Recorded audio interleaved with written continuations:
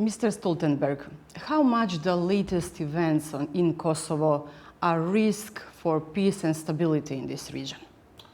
Of course, it is of concern that the dialogue we had between Pristina and Belgrade is not working anymore, and NATO and we strongly support a resumption of that dialogue because we need a political solution.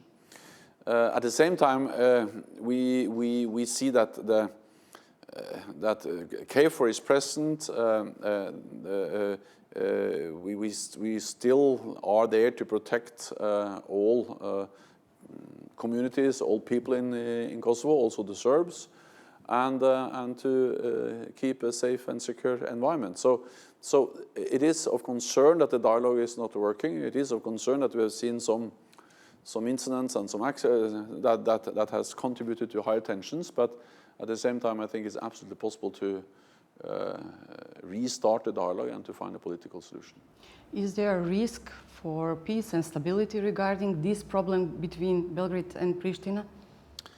As long as we don't have a lasting political agreement, then of course we will always face some uncertainty.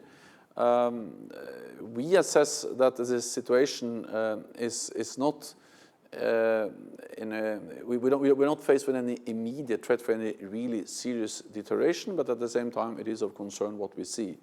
So we are following the situation very closely. We of course think that, for instance, the decision to impose 100% tariffs on goods from Bosnia and Herzegovina and Serbia into Kosovo is not helpful. It's actually just making a difficult situation even more difficult. So we continue NATO with our KFOR presence based on a very clear UN mandate to protect all people in the region and or in Kosovo, and also to keep a safe and secure environment. Mr. Stoltenberg, how important for NATO is to have Bosnia and Herzegovina as a member state of the organization?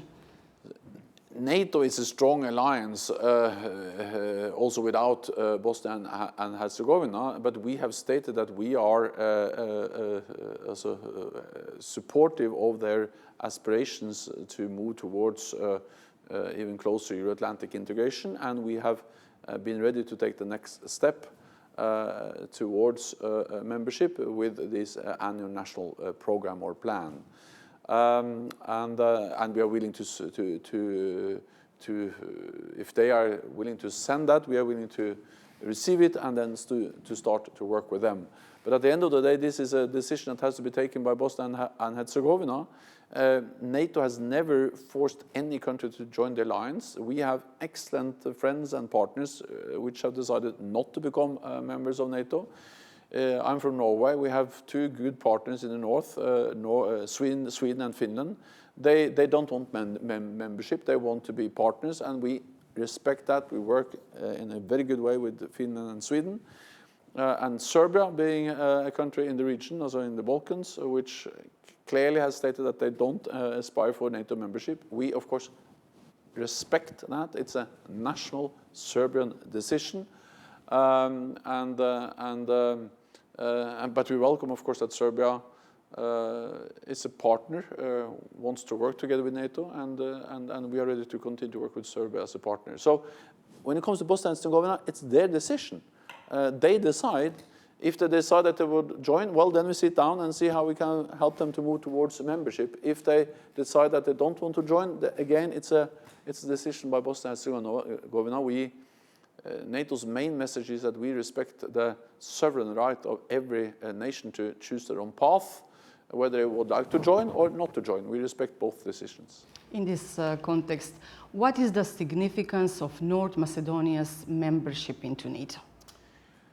That is something which is highly valued and very much welcomed by all 29 allies, that North Macedonia now is very close to become a full member.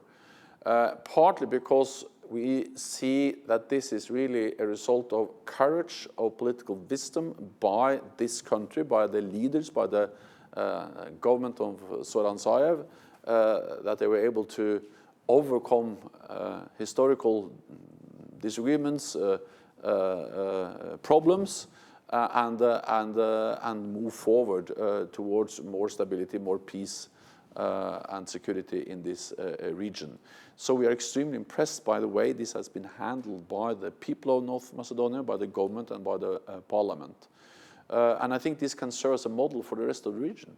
That yes, there are problems, there are disagreements, there have been wars, and we have seen bad things happen in this region. But at some stage, we need to not forget about the past, but overcome the past, overcome the difficulties, the disagreements, and then move on and create more peace, more stability, and work together. That's what North Macedonia is doing now. They are at the NATO table. They have a voice together with all the other allies. They are part of the strongest military alliance in history, a political military alliance, NATO, based on the principle one for all for one. And of course, security is a foundation for prosperity, and we see that investments are now increasing in North Macedonia as they did in Montenegro. So it's good for North Macedonia, it's good for the region, and it's good for NATO. Do you expect any problems regarding the ratification of the protocol of North Macedonia's membership into NATO? No, not at all. First of all 29 allies have signed the accession protocol. Second, what we have seen many times before is that when allies have signed the accession protocol, then the parliaments have always been ready to ratify. So we don't expect any problems, but of course it is a process that has to be finished or completed in 29 parliaments, and we always respect the sovereignty and the decision-making processes in the different parliaments of the 29 allies. Mr. Stoltenberg, what remains the main NATO priority regarding to the Balkans region?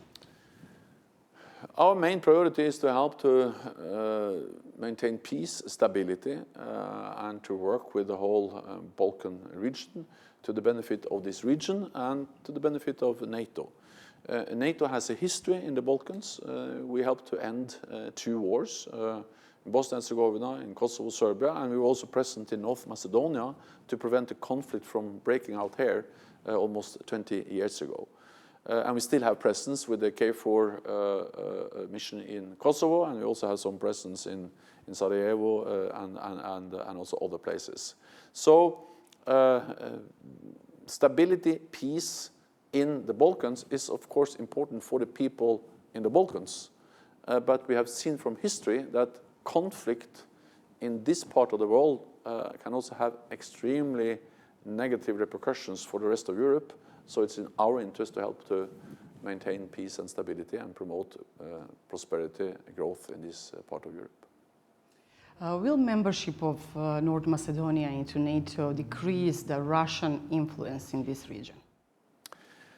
At least it demonstrates that countries in this region, they make their own decisions. And we have seen again and again that Russia tries in a way to deny countries to make their own free choices. It is an absolute principle for NATO that every sovereign nation can decide on their own path. And again, we respect when they try to join NATO, then we sit down and talk to them and see if they fulfill the NATO criteria or standards for joining. But we also respect nations when they decide to not join. Russia tries again and again to in a way deny sovereign nations to make their own decisions and try to, for instance, they clearly convey that they didn't like that Montenegro joined NATO. They have stated the same about North Macedonia. And they also continue to convey messages about other countries in Europe that try to become members, that this is not acceptable for Russia. What is not acceptable is that a country tries to decide what neighbors can do or cannot do. That's in a way the old idea of spheres of influence, where big powers had the right to decide what neighbors can do. We don't want that kind of world. We want a world with independent sovereign nations that make their own decisions. Mr. Stoltenberg, thank you very much for your interview. Thank you so much.